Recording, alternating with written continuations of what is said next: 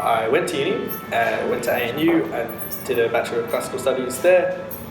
Joined the public service, a few different departments, and now I've left to work in an agency that basically helps the government communicate better. Work aside, I've just published a novel and I've been marketing it myself and networking, doing all that kind of stuff. So I've also, in my spare time with my brother, we designed a card game called Rain, and with one of our friends we published it.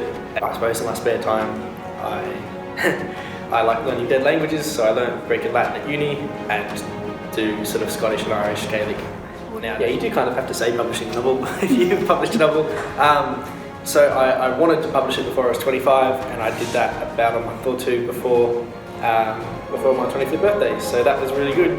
Studying history has influenced how I approach the world, and it's this very sort of skeptical, one thing I know that I know nothing kind of thing, and it's made me both, curious but very harshly skeptical of everything as well. But you've got to balance that totally with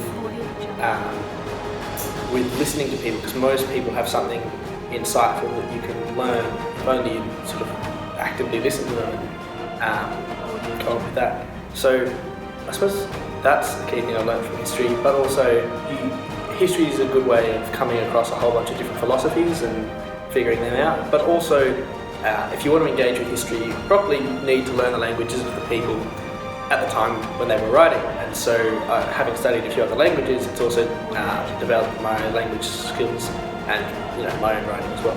The next goal is, well, it's the second book. Mrs. H's history classes I found really inspiring.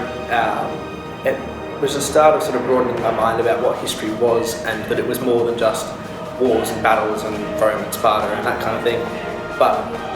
And there's a lot of moments in there where, apart from making it fun, well, I still found it fun anyway, but making it more fun and enjoying it and expanding my mind. And there's another moment from I was in the English class, and it was with Mr. Harrison, and I think he's still around, and someone was complaining about, why are we reading, Shakespeare or some kind of literature thing, and he was saying, that whole, you might use it later kind of thing, and even just, what if you're, sitting at, around at a party or whatever, and people are chatting about it, and you're missing out on the opportunity to talk about great literature with people. And he's so right. There's so much.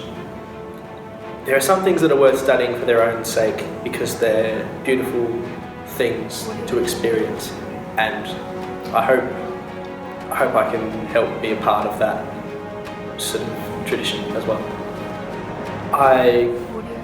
Part of it is I just want to make something that people enjoy, and sometimes people say that's kind of escapist literature or whatever, but I think it doesn't have to be escapist for you to enjoy it. So that would be a key thing, writing something that people actually want to read. But I want the time period that I've researched and written about, so sort of the Bronze Age, Greek Bronze Age, but sort of Bronze Age Mediterranean more generally, to be more widely known. There's a lot, so a few key teachers along the way, most teachers encouraged us to learn and to embrace learning, which is such a big thing. Sometimes for some people it's not cool, but I feel if you've got teachers who are pushing you on to actually learn, and they're not just there to look after you during these hours, and you've got other students around you who are also big on learning, and it doesn't have to be boring, it can be fun. So I suppose the thing I've been trying to say today is that learning all this stuff should be fun.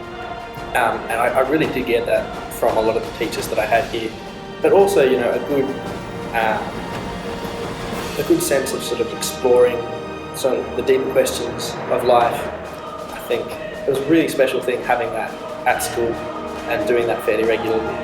And I think it's a really good thing in CSRs and community. It's everyone's really well connected, and it's not quite the stereotype of one big family, but you've got a really good community here, and that's a really important thing as well.